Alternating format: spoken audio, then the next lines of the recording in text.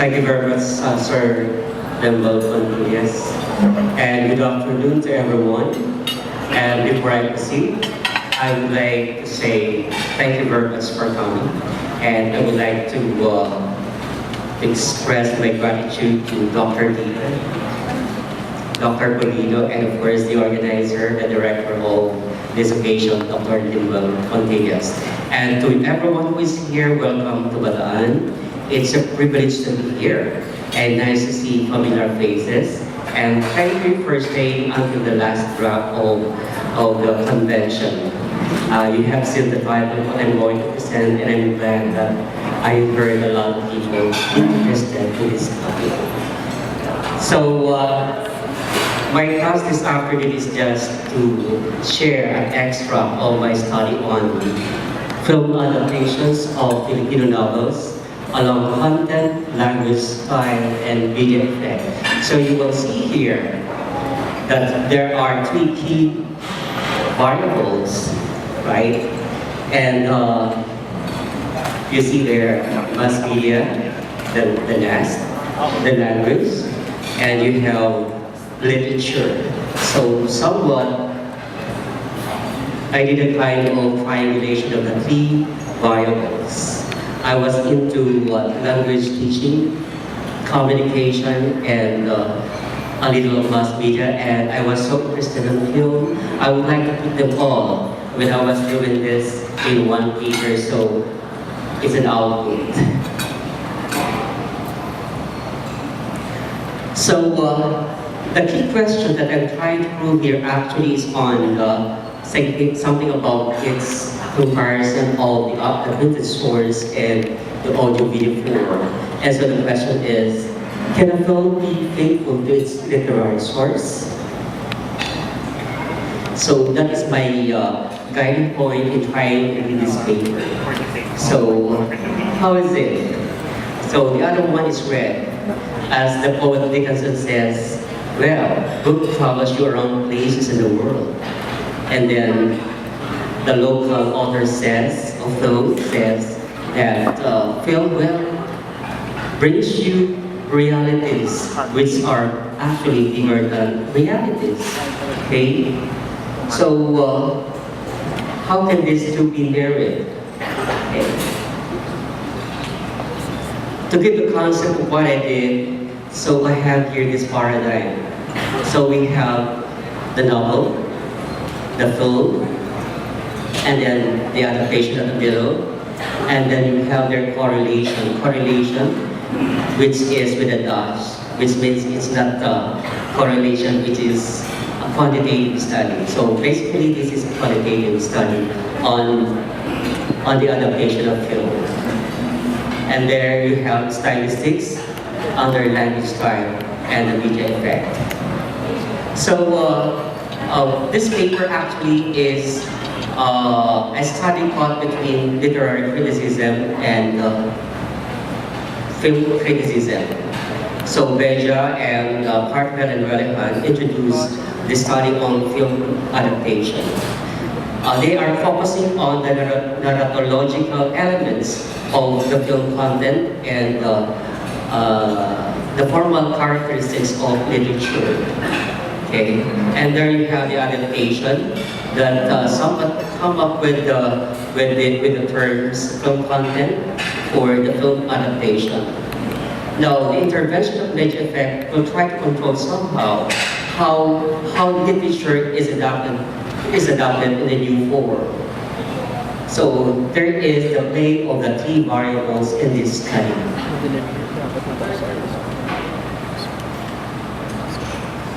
So I tried to look at the narratological devices by Beja and Relihan on the two novels with their film adaptations. So actually it sounds long, but actually it's talking about the formal elements of literature, setting, characters, plot, theme, point of view. Okay. So there is the correlation of these formal elements. For the language, I try to go on, or I try to study the lexicon, the speech variety, the speech act or conversational techniques. So I got into discourse analysis. So using rice, juice, and other concepts of discourse analysis.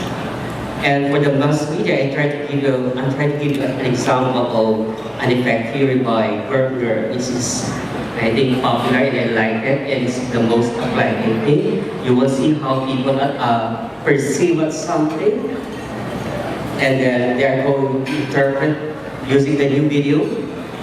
So this is actually most practiced by mass media today. Now, the choice genre actually are the two classic Filipino novels by Reyes and Bautista. Why these two? I was trying to look for something that is classic, and another is something that has some kind of reputation when it comes to novel and film.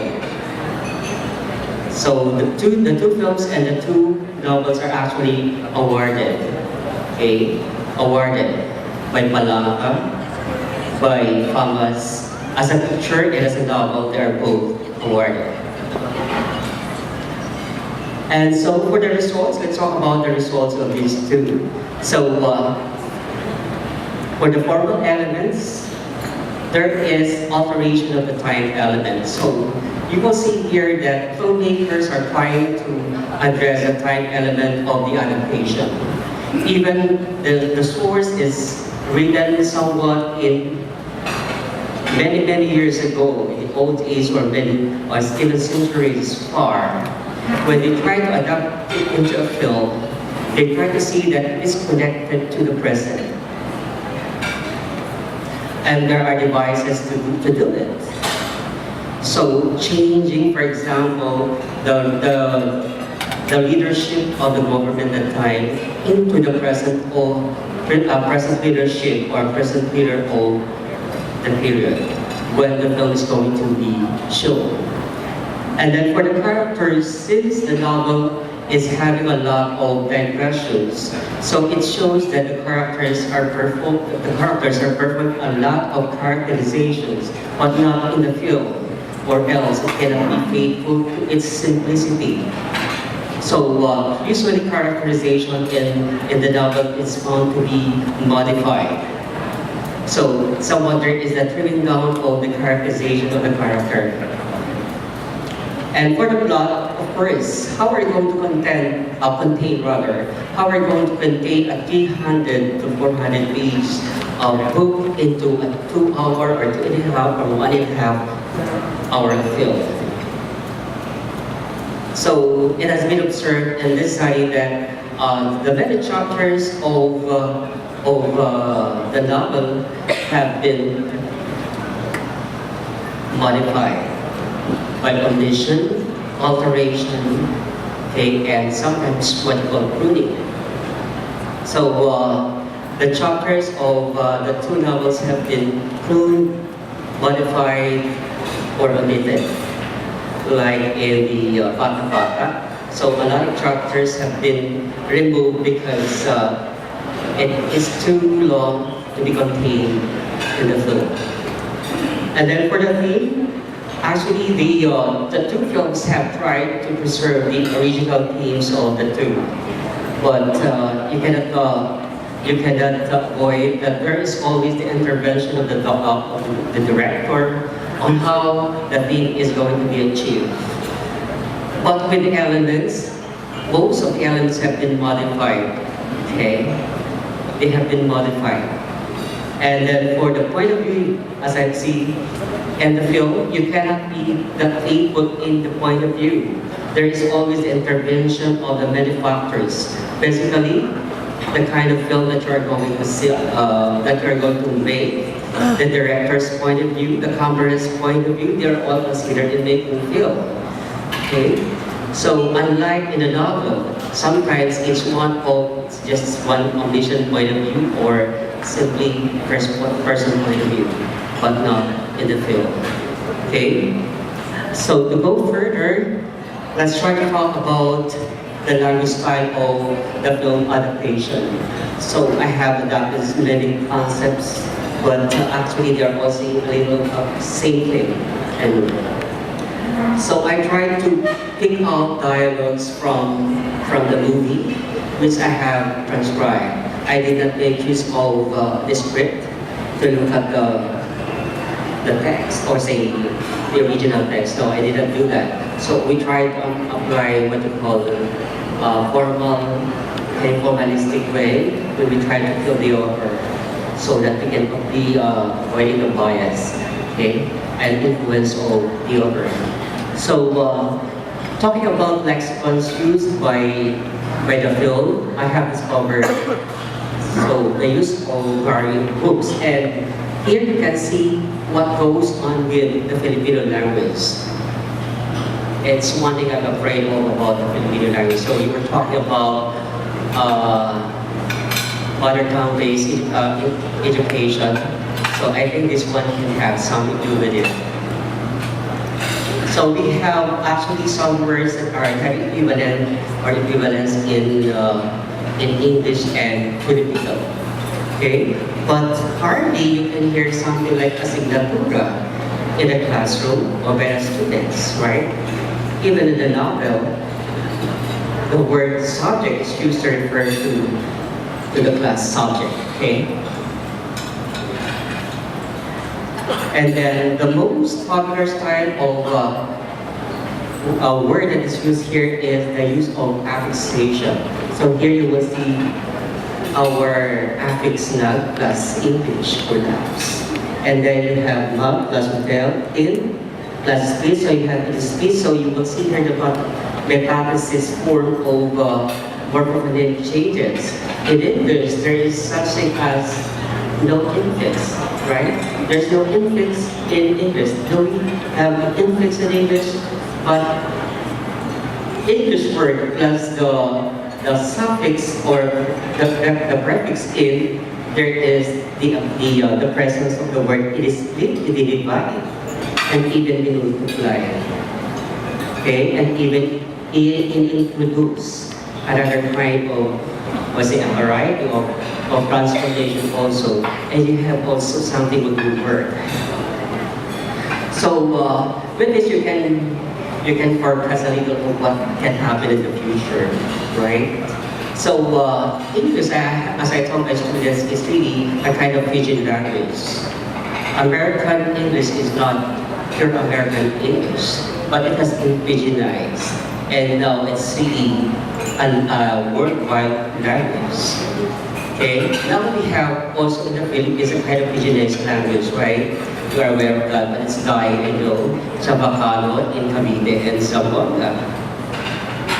So with the 300 years of existence of this Spanish before in the Philippines, it came out, the Chabacano in Zamboanga and in Cavite.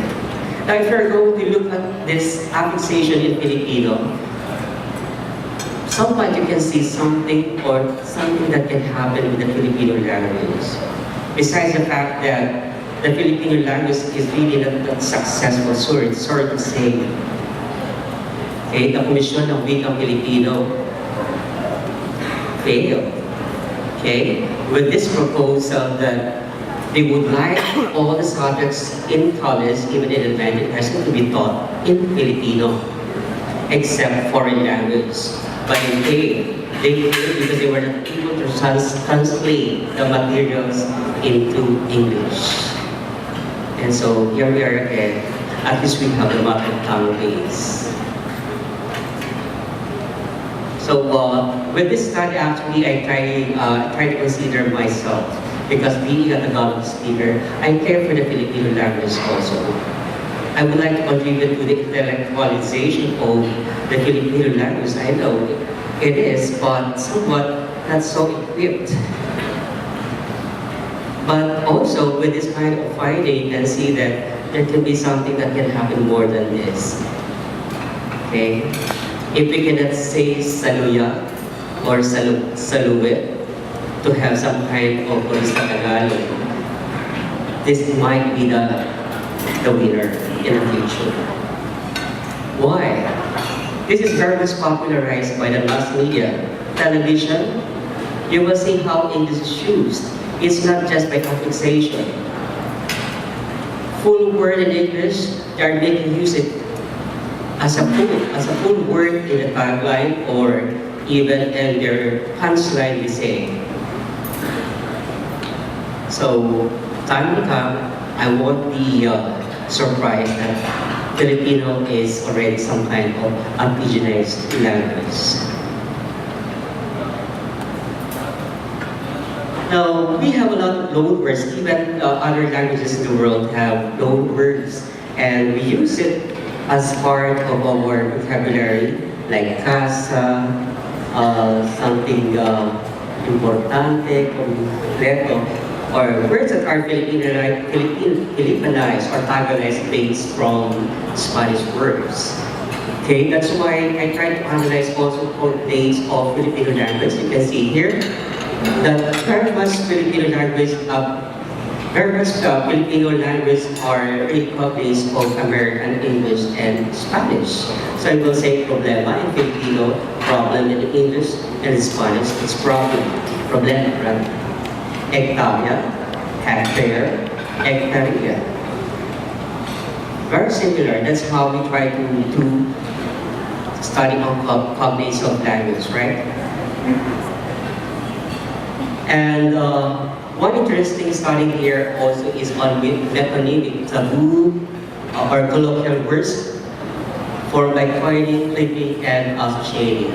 So first there are many figures of speech, but I try to settle with the metonymic term as introduced by Yang.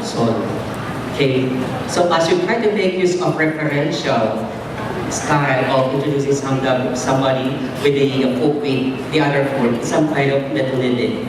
And Penyu has expounded it by introducing a lot of metonymic styles of introducing something using word, around 14, something like that. And the word ano in Filipino is very much used to refer to something. Okay? Ano, diba? Ganon. Anuhin, sige, anuhin ko, di ba? And of course, or if you're going to talk about chinuchukchak,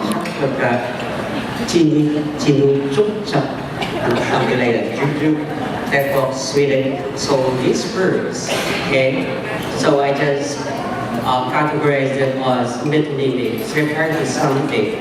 Okay, it's not only that it's pronoun that is used to refer to something, right? But also, we can just make use of an ordinary word to refer on something. Okay, to give reference to what we mean. Of course, our major mistake is that what they say is we have the repetitions. We are so fond of making use of this repetition, say sweet and sweet. Okay, critic ng critic. Okay, so we try to make use of this type repetition. I think we are known for that. That's why we always have something more than other language. So the use of repetition. So the major is actually, as I have heard, it's not wrong. It's Filipino English. Okay, but are we going to allow our students to make use of duplication or repetition to emphasize? Okay. And to summarize, actually I did a little summary of the vocabulary words used. So you have the borrowed, affixation, then you have the loan words, and then cognate, the click words, and so on. That's so much significant. But the number one actually is the loan words. So we're going to look at the vocabulary of the Filipino language. Somewhat they're all, or most of them are loan words. Okay. Now, let's try to talk about speech varieties. So, influenced by Holiday, so we have the language functions. So, when we try to speak, we have always a purpose. No? As a purpose, fair to, and use and wrong.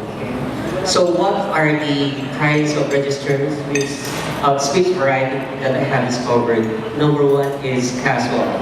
So we always see casual conversation to to name, blaming, insulting, justifying, revealing, so a lot of functions, okay?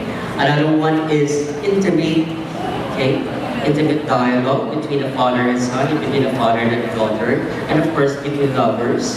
So it's the second kind of speech variety that I have discovered. And of course, there is also formal variety of communication here, which is to the found in narrating, expressing opposition, delivering inspirational talk, reporting to a crowd. So there are scenes when there are people talking to a crowd, okay, in a protest, okay, or in a graduation, something like that to be formal. Now, we have also discourse devices here. So discourse devices, according to Christ, can be used to begin, okay, to nominate a topic, to develop a topic, and then first to end the topic.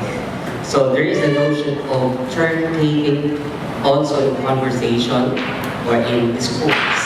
So when you begin, how are you going to end? Okay? And basically I started with attention-getting techniques. So you have, it's very common to hear something like, hi, hello, and it's categorized to be something formulaic. Americans say, hi, hello, how are you? I'm great, something formulaic.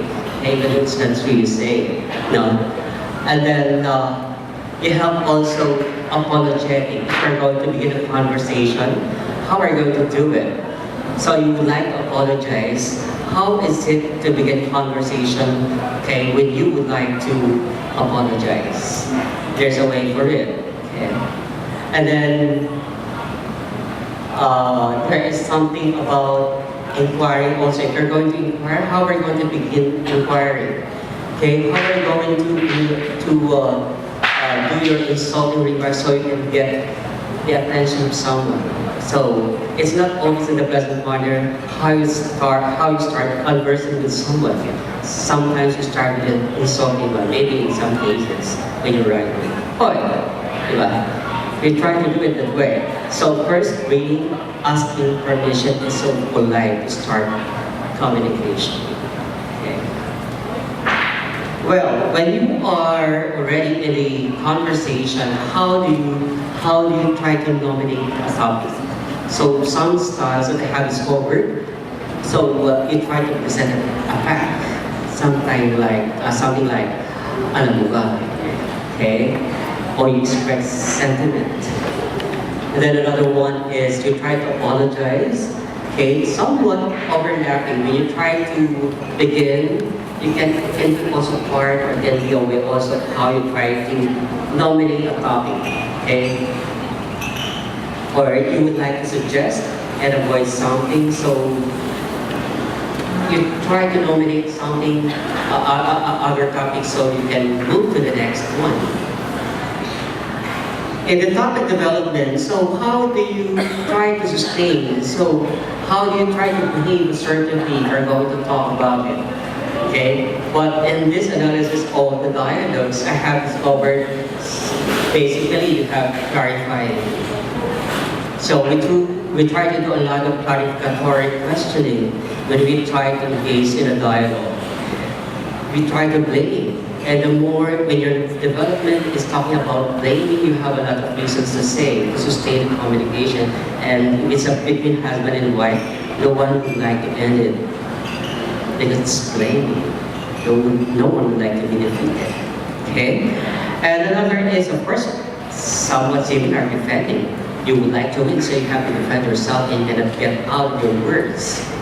Okay? So who talks more then? Between husband and wife, joke on. Okay. So, and then asking affirmation, somewhat trying to please, believe me, understand me, or what. And then, of course, rejecting. How do you reject? Okay. How do you reject? Okay. Can you reject somebody directly? There are ways, right? And the first, insulting.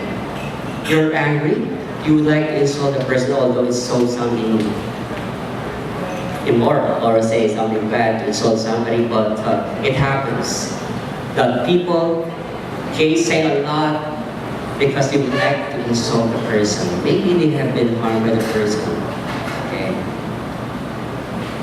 And lastly, if you would like to end talking, you have your way. So in communication, if there is a way of how you're going to begin conversing with someone, you have also your technique on how are you going to end communication with someone, and that's one of topic termination, right? Or we have something like termination line. In the movie, it's going to be punchline. They are always waiting for that, and then change of sequence. Okay, and so what is the punchline of Justice Sereno today? Okay, what is the punchline of Justice Sereno today? Give me my day in the court as she leaves. I want to resign, but give me my day in the court. I like her to be brave enough, saying, dropping lines. Okay. So, how do we terminate conversation? Can you say immediately, okay, stop? Okay. How are we going to be polite? That's why there's a book on politeness. Okay. How do we try to be polite in any communication? So sometimes it's too difficult, particularly if you like really to talk to somebody. It's difficult to handle. Okay. No. The other one is trying to insult. Okay. Because the other novel is something about feminism. There is this bravery of this woman when it comes to words. Okay, she insults. Because she has a principle that what a man can do, I can do it also. Okay, and then you have also affirming and expressing, inquiring, and there is also the expression of regret, jokingly as they end the conversation, and then you have cursing. Movie can do that to end the scene. Okay, with cursing. Okay. And then another one is threatening, uttering funny allusion. Okay. And then you have also expressing greeting, expressing disapproval, and offering assurance. So these are just some of the findings which I have discovered in topic termination, but there are more. And I just try to get some representatives for the techniques, okay? In trying to get to begin conversation, okay? Topic development, topic nomination, and topic termination, okay? So, we proceed to the next. Now, as suggested by Jacobson also and other authors, film dialogue is very essential. Even drama, they make use of dialogue to reveal or to unfold the story. In the same way, in the film, they make use of this technique also to unfold stories. So, to unfold events. Because not all scenes, not all realities can be shown on screen. Okay? So, they are going to make use of all the techniques. So one technique is the dialogue technique in trying to reveal such disastrous event like rape, murder, what else? Unless the film director and the film writer, okay, they are going to be more of a naturalist that you would like to show even the excessive point of reality. So like when you try to watch, for example, the movie by Loro, something like about the Bajao and Namico. Have you watched that movie? When they try to show how women gave birth, how the